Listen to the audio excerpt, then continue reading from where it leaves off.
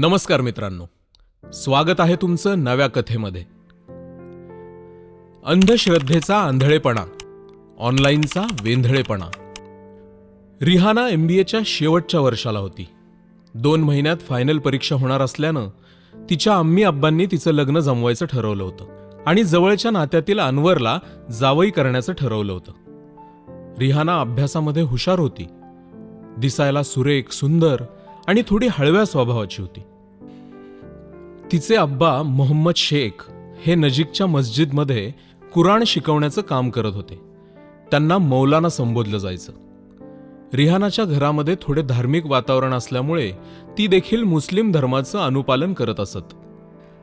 ठरल्याप्रमाणे MBAची परीक्षा संपल्यानंतर अनवरसोबत रिहानाचा निकाह दोन्ही कुटुंबांच्या संमतीने, सर्वांच्या साक्षीने संपन्न झाला होता. अनवर सुद्धा IT क्षेत्रामध्ये नामांकित कंपनीमध्ये मॅनेजर पदावर कामास होता. महिन्याकाठी त्यास चांगली मिळकत होती. त्यांचं लग्न झाल्यानंतर घरामध्ये अनवर, त्याचे आईवडील आणि रिहाना असे एकत्र राहत होते.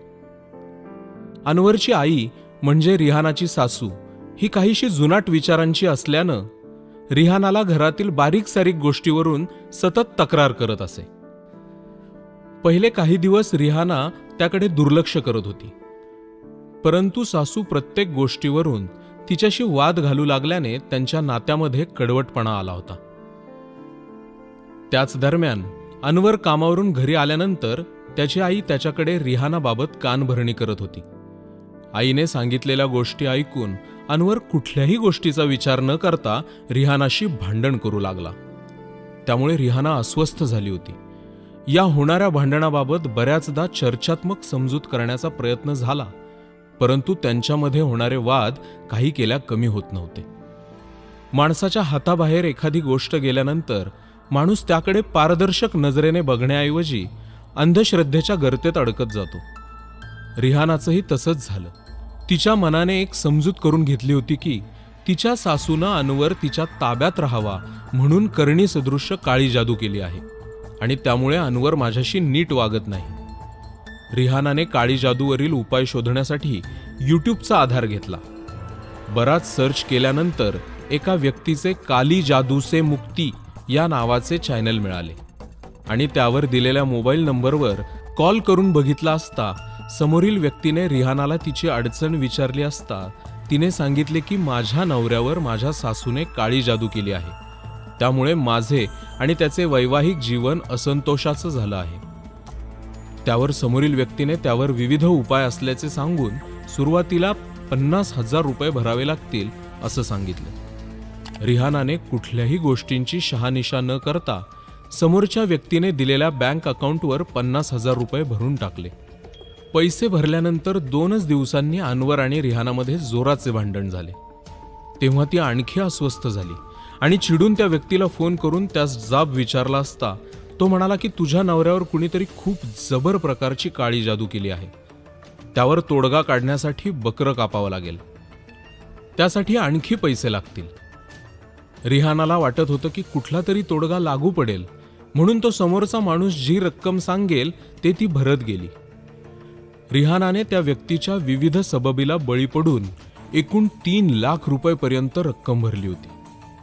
त्यानंतरही तो पैसे मागत असल्यानं तिला संशय आला की तो व्यक्ती तिची फसवणूक करतोय. तिनं तात्काळ पोलीस तक्रार केली. पोलिसांनी केलेल्या तपासामध्ये तो व्यक्ती उत्तराखंड राज्यातील एका खेड्यामध्ये बसून अशा प्रकारची आर्थिक फसवणूक करत होता हे निष्पन्न झालं. याबाबतची सत्यता जेव्हा रिहानाला कळली तोपर्यंत रिहानाचे मानसिक तसेच आर्थिक नुकसान झाले होते. उच्च शिक्षित MBA झालेली रिहानाच्या अंधश्रद्धेची भावना ऑनलाईन फ्रॉडची शिकार ठरली. त्यासोबत मानसिक त्रास झाला तो वेगळाच. घडलेल्या घटनेमध्ये असे दिसून येते की माणसाच्या भावनेचा वापर करून सायबर गुन्हेगार कोणत्या स्तरावर जाऊन फ्रॉड करतील याचा काही नेम नाही. तुम्ही जर अशा कुठल्या अडचणींचा उपाय ऑनलाईन पद्धतीनं शोधत असाल तर सावध राहा. तुमच्या भावनेचा वापर करून तुमच्या खात्यातील पैसे सायबर गुन्हेगार कधी काढून घेतील याचा तुम्हाला पत्ता देखील लागणार नाही आणि कुणीतरी तुमच्यावर काळी जादू केली आहे अशी तुमची भावना झाल्याशिवाय राहणार नाही.